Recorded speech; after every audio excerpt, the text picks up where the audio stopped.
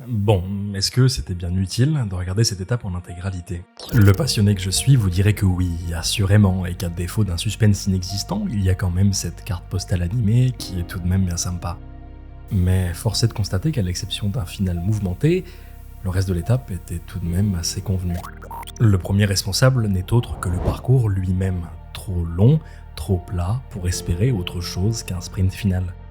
C'était même si inévitable que si parfois la bataille pour prendre la bonne échappée du jour peut durer de longues minutes, aujourd'hui, ça s'est passé comme ça. À l'avant, ils étaient donc 5, à Paul Lapera le maillot de meilleur grimpeur, aux autres quelques accessites pour mettre un peu de beurre dans le plat de pâtes du soir. Ok, il y a un détail qui fera sans doute plaisir qu'à moi, mais il faut que je vous en parle. Je vous ai fait une capture d'écran totalement aléatoire de l'étape du jour, puis à droite d'une étape du Giro de l'an passé. Et si on joue au jeu des différences, hormis quelques nouveaux maillots, il y a ce bandeau, là-bas, tout là-haut.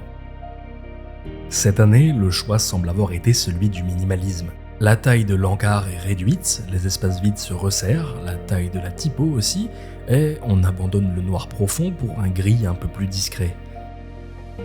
C'est une tendance de création graphique de plus en plus perceptible. Et de la réelle utilité d'accessibilité à la mode suivie sans raison particulière, il n'y a qu'un pas. Mais, pour le coup, qu'est-ce que c'est pertinent pour mettre en scène la course cycliste ? Parce qu'une épreuve comme le Giro n'est pas seulement une compétition ralliant une ville à l'autre sur 21 jours. Non, c'est un tour de l'Italie, une fenêtre qui s'ouvre sur une région, ses contrées, ses massifs aux pointes enneigées, ses champs aux teintes infinies et ses routes qui viennent se jeter sur une nappe d'azur. Réduire le superflu, c'est tout simplement laisser plus de place à la contemplation. Ouais, je vous l'avais dit, c'est un détail qui compte pour moi. Bon, revenons à la course cycliste et allons faire un petit tour du côté du peloton. Comme la mer qui accompagnait les coureurs, c'était calme plat. Du côté du capitaine Rose, le sourire est de mise. Gaviria, lui, traîne en queue du groupe, là-bas, en zone rouge, où la chute survient parfois. Enfin, pas encore. À l'avant, la Trek contrôle, un rôle ingrat qu'il incombe à Gebre Selassie d'assumer, quand d'autres prennent la lumière, lui régule. Vous savez, dans ces étapes-là, il y a toujours un moment où la bascule s'opère. Un moment où la course reprend ses droits, et à mon avis, c'était là. On est à 29 km de l'arrivée. Il est l'heure de passer les troupes en revue.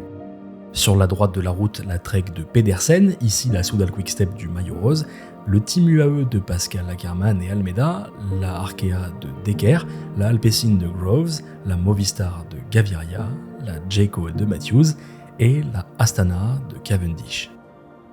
Ouais, ça fait du monde sur une si petite route. Et si ces messieurs sont des équilibristes indiscutables, la nervosité, elle, est de plus en plus palpable, jusqu'à conduire 10 km plus loin à la première chute de ce 106e Tour d'Italie.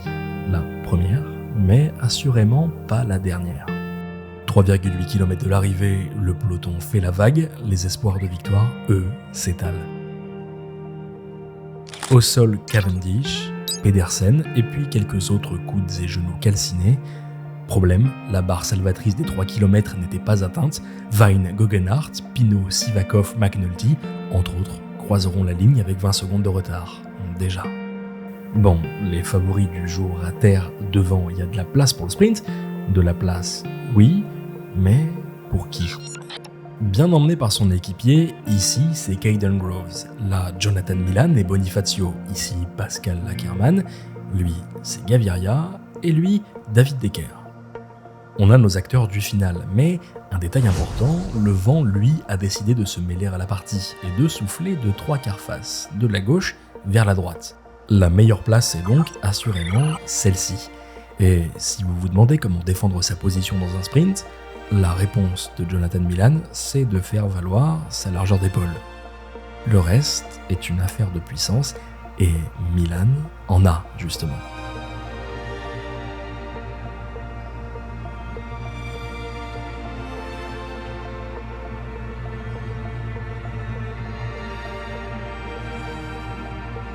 Si vous ne le connaissiez pas, Jonathan Milan, c'est à 22 ans un des physiques les plus impressionnants du peloton.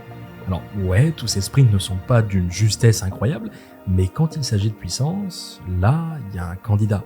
Et cette victoire de Milan, c'est aussi le premier succès italien dans son tour national. Attention, peut-être pas le dernier. Et pour clôturer cette première vidéo, je vous laisse avec sa joie communicative. Et nous, on se retrouve dès demain.